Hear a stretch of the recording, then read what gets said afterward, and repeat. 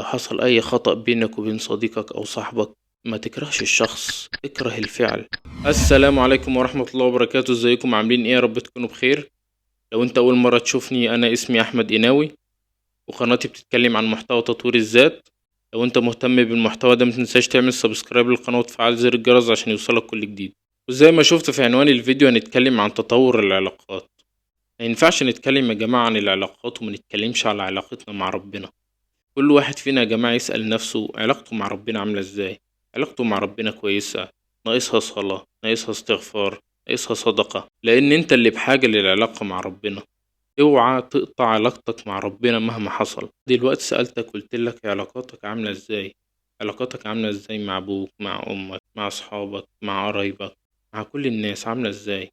فأول نقطة عايزك تفهمها انك لازم يكون ليك رصيد عند كل واحد. مش مهم أقدم الخدمة ببلاش دلوقتي وبعد كده هي مش هتتنسي. إنك لما بتتعرف على حد جديد فعلا بتفتح له حساب. بتفتح له حساب عندك وهو بيفتح لك حساب عنده برضه.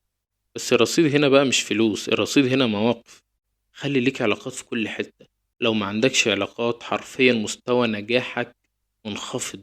خلينا نتكلم شوية يا جماعة عن العلاقات مع أصحابنا. العلاقات مع الأصدقاء. العلاقات مع أصحابنا بالذات دي لازم تركز عليها قوي. لأن معظم وقتك بتقضيه مع أصحابك. أكتر حاجة بتخسرك صحابك هما التلات حاجات دول: الانتقاد والتشكيك والاتهامات. مفيش حد بيحب إن حد ينتقده أو حد يشكك فيه أو حد يتهمه بأي حاجة. حتى لو كان هو متهم مفيش حد بيحب كده. ده أكتر تلات حاجات بتدمر العلاقات حرفيا. الناس بتحب اللي يمدحها، بتحب اللي يتكلم معاها ويفهمها، ما بتحبش حد ينتقدها. مش هقولك ان انت ملكش عداوات. لازم اي انسان ناجح او اي انسان بيسعى لهدف او اي انسان بيسعى لاي حاجة في حياته لازم يكون ليه عداوات، ده شيء طبيعي. سيدنا موسى عليه السلام ربنا قال له القيت عليك محبة مني. اي واحد كان بيشوف سيدنا موسى كان بيحبه. حتى فرعون حب. ولذلك برضه كان ليه عداوات. الحاجة اللي بعد كده اللي عايز اكلمك فيها هي علاقتك مع اسرتك. علاقتك مع ابوك وامك اخواتك. يعني انا بشوف ناس علاقتهم باصحابهم احسن من علاقتهم بابوهم وامهم. فدايما لما الاقي واحد قاعد مع اسرته الاقيه ماسك التليفون وهما ماسكين التليفون. مفيش شعور خالص. جماعة العلاقات ليست بالحضور ولكن بالشعور. النبي صلى الله عليه وسلم كان يجلس بين احد الصحابة فنزع خاتما من يده فرماه. فكل الصحابة انتبهوا. فرد النبي عليه الصلاة والسلام قال: أشغلني هذا عنكم؟ إليه أنظر وإليكم أنظر.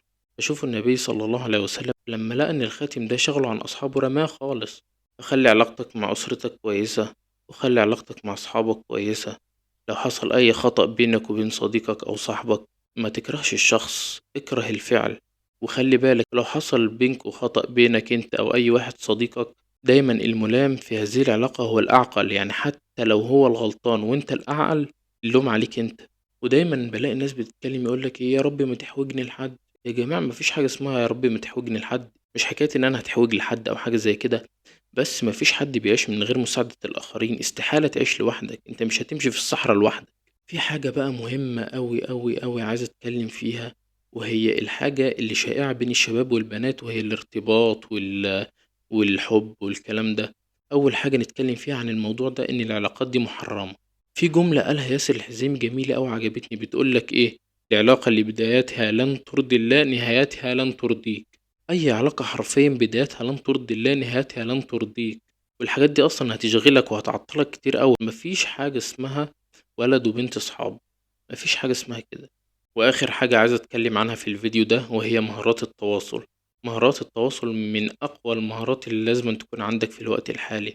لازم تعرف تتكلم مع الناس، لازم تعرف تتعامل مع الناس وتتكلم على كل واحد بقدر فهمه وبقدر عقله، وتعرف تتعامل مع ده وتتعامل مع ده. وبكده نكون وصلنا لنهاية الفيديو. أتمنى يكون عجبكم واستنوني الفيديو الجاي.